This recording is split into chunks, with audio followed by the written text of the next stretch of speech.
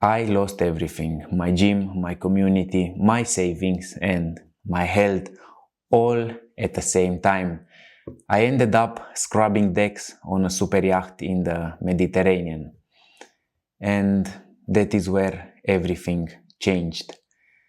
I started coaching when I was 17 years old.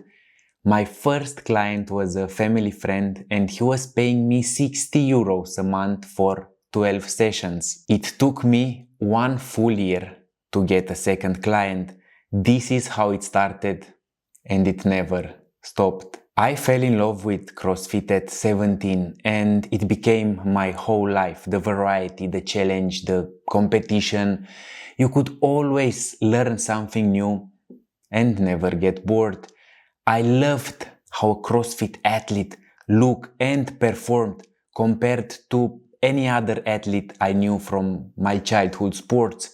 More muscular, more shredded, and they could do more impressive things. I wanted to be that and I wanted to help other people become that. I spent my entire 20s inside the gym, lifting weights, coaching classes, learning to walk on my hands, and teaching others to do the same all day, every day. I opened my first CrossFit affiliate in Timișoara, Romania in 2017 when I was 20 years old, starting with less than 10 clients who followed me from the gym where I used to work. I competed in national and international competitions, earned my coaching certifications, studied sports science, and trained under coaches who were Olympians and world champions. I slept in my first gym for 6 months because I could not afford another rent. No vacations, no effort to build a family, no life outside those walls. I lived inside my bubble and at the time it made sense. I thought that was the deal.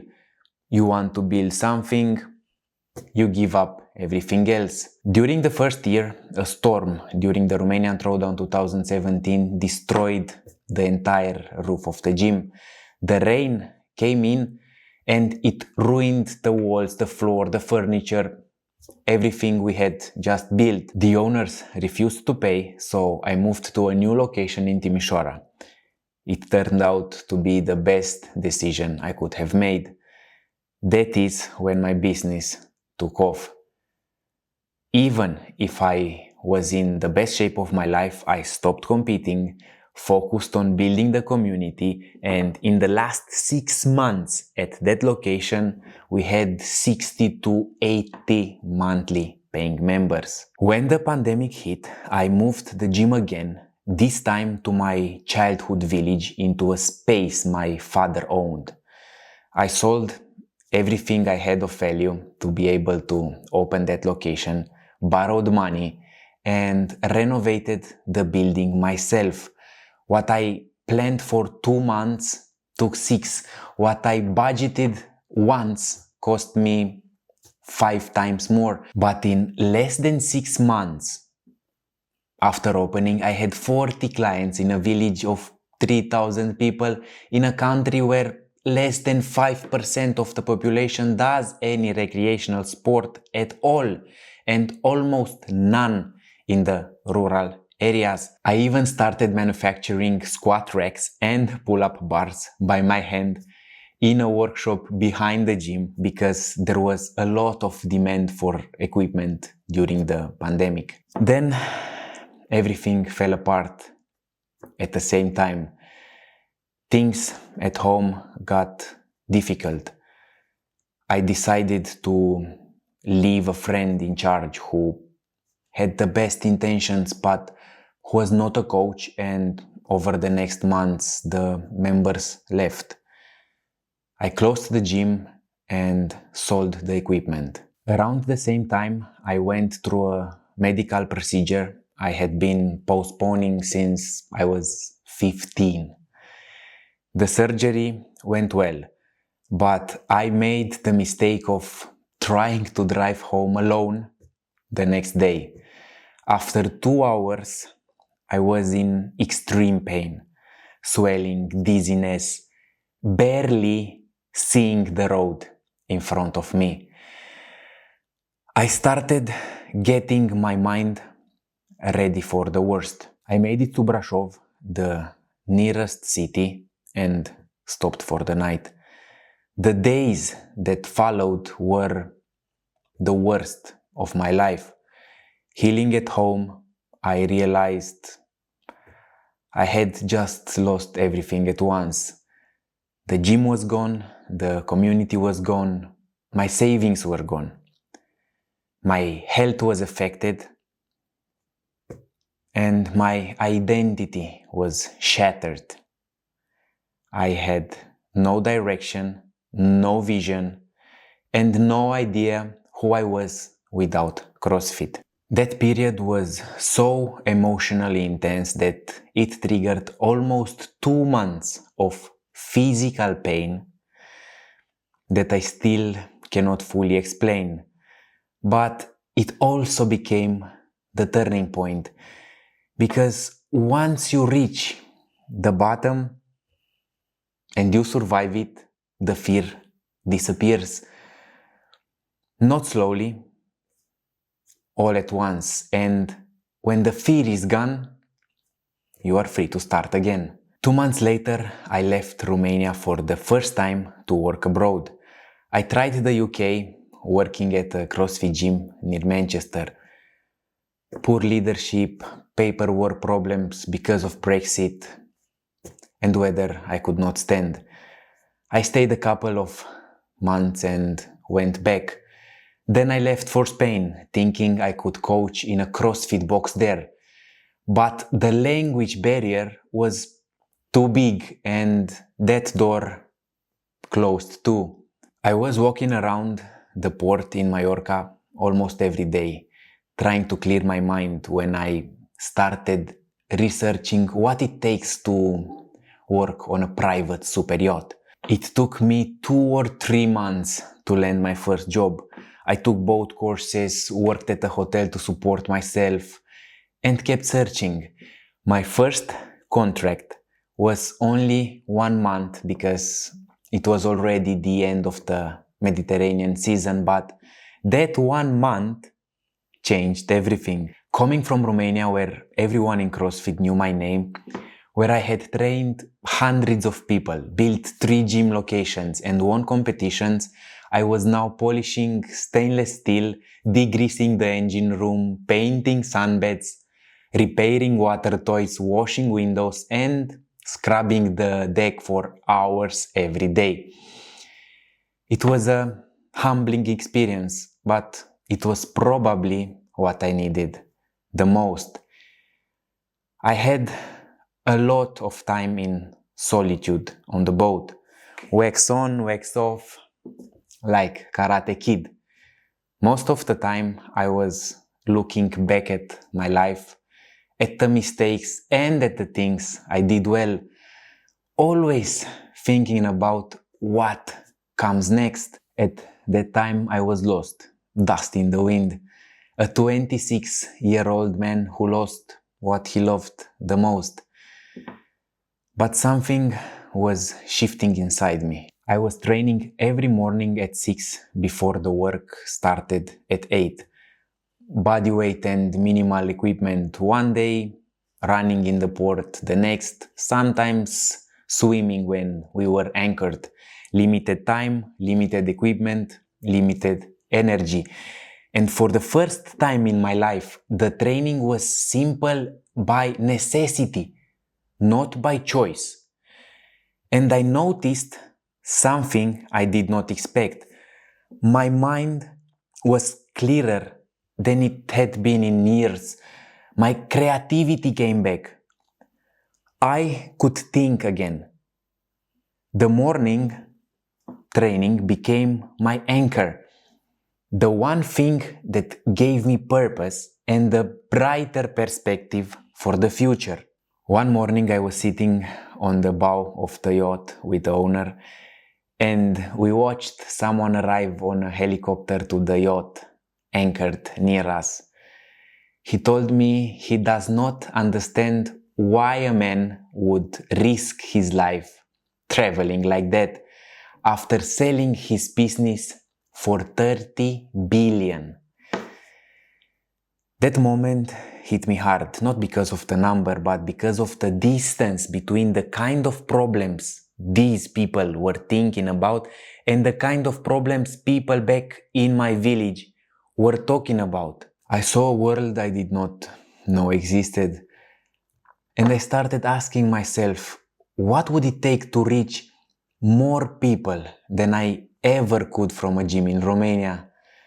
That moment and many others like it planted a seed. I felt that once I had lost everything I cared about, the rest of my life was like a bonus. I was ready to risk everything trying to become the man capable of training tens of thousands of people, maybe hundreds of thousands through my work. That is how the seed of the Dobai method was planted. After the season ended, I went back to Romania. I spent about a year there trying to build something new under the name Lions Cage.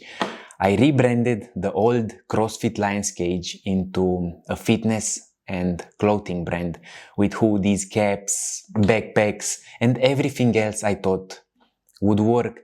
But people kept asking me, are you still coaching? And the clothing brand was losing money.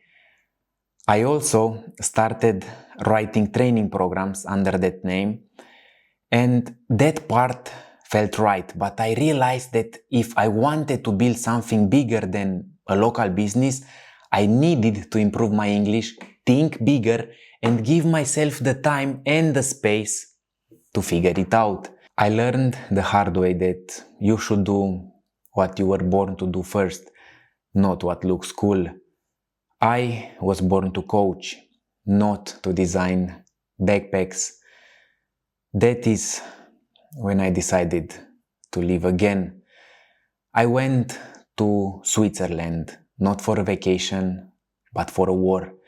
A quiet, self-induced war against my own limitations. I decided to spend as much time as I could alone and in silence.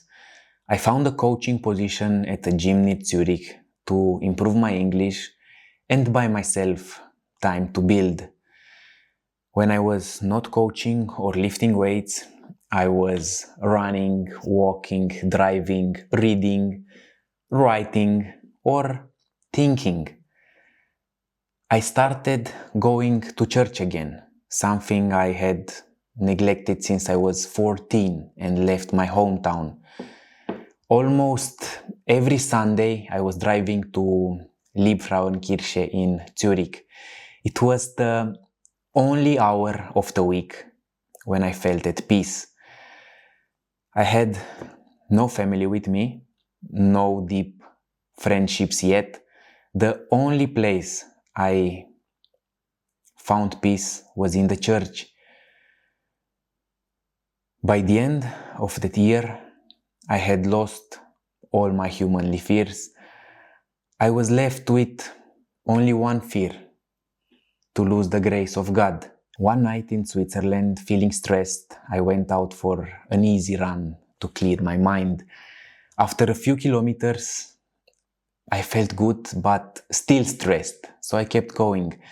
After 10 or 12 kilometers in one direction, I knew it was going to be a long one. And I said to myself, let me see how far I can go. I ran 50 kilometers that night along the lake from Wädenswil to Zurich Bahnhofstrasse and back with no water, no food, no plan, refueling at gas stations along the way. That accidental ultramarathon led me to sign up for Swiss Alps 100, a 100-kilometer race with over 6,000 meters of elevation in the heat of August. I had 6 months to prepare, going from a 14-kilometer cross in Romania to the highest level of trail running. The months of preparation for that race changed me more than the race itself.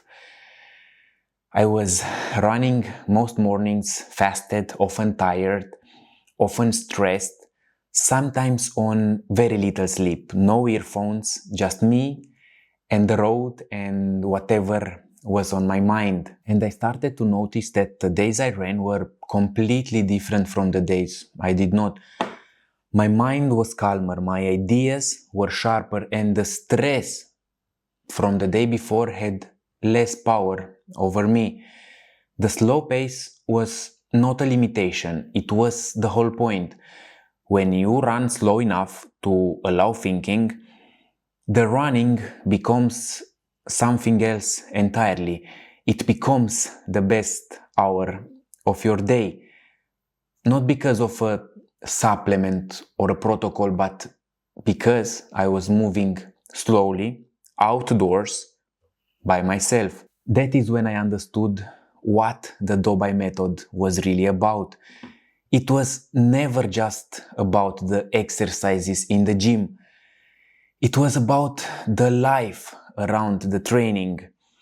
And since I'm not coaching competitive athletes and I'm not chasing a faster marathon time, I do not see the point of sacrificing those benefits for a few minutes on the clock. I would rather keep the clarity, the calm, the creativity, and teach others to do the same. I finished 65 kilometers with more than 4,000 meters of elevation in 18 hours.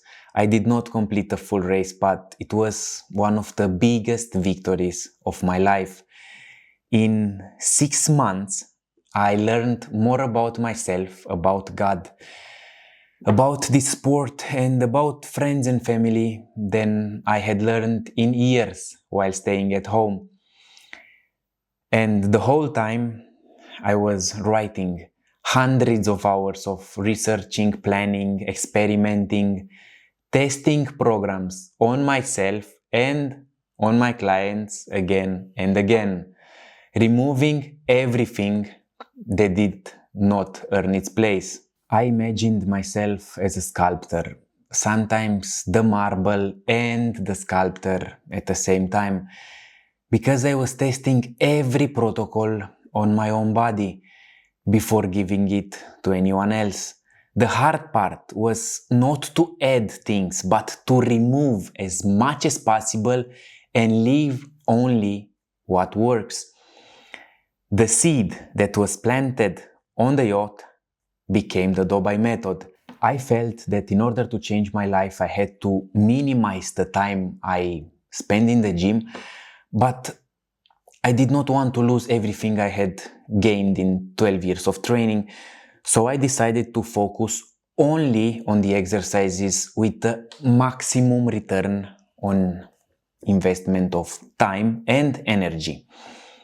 I discovered that I could get 80% of the results with 20% of the work I was doing before, and I felt free again. Free to build something new, to improve, to think bigger, to risk more, and to work harder on the things that actually matter. That is the Dobai method. The minimum effective dose of strength and mobility training for people who love being outside the gym more than inside it. For runners, walkers, hikers, and anyone with a mission bigger than their next workout. Built on 13 years of coaching, over 500 people trained, 3 gyms, a super yacht, a church in Zurich, and an ultramarathon in the Swiss Alps. I built this so you do not have to guess anymore, so you can use that time for your best work, the thing that keeps you up at night and makes your heart beat faster. I want you to feel safe. I want you to know you are in good hands and that this work gives you confidence in your body, the kind that changes everything outside the gym, the way you walk, the way you sit, the way you carry yourself. Strength and mobility are the safety net for anything you want to do in this life. I do not coach performance athletes, those who are running to win the race. I coach people who have normal jobs, businesses, and ambitions outside training, the ones who jog for sun and health, or hike for fresh air, or sign up for the local race just to see if they can finish. I believe that a strong body is not optional if you want to live a full life. It demands courage, patience, persistence, faith, and love. You may have heard about the first ones being discussed in the fitness industry, but what about faith and love? I will leave you with two questions. Do you think God wants you to go through your life trying to fulfill your mission on this earth in a fragile body or a strong one? And what would it mean for the people you love if you finally felt strong, confident, and free in your own body? You are safe here, and I will see you inside.